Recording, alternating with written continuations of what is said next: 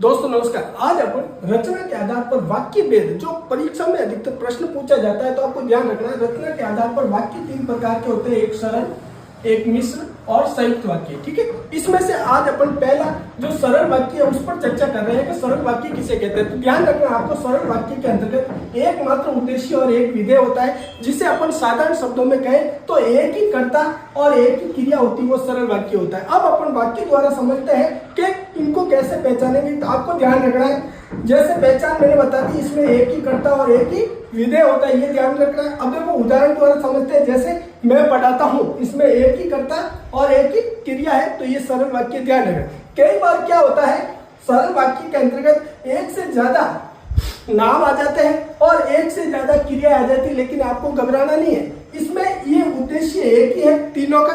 ठीक है, और विधेय भी एक ही है। तो इस प्रकार के वाक्य भी कैसे होंगे, सरल वाक्य होंगे। आपको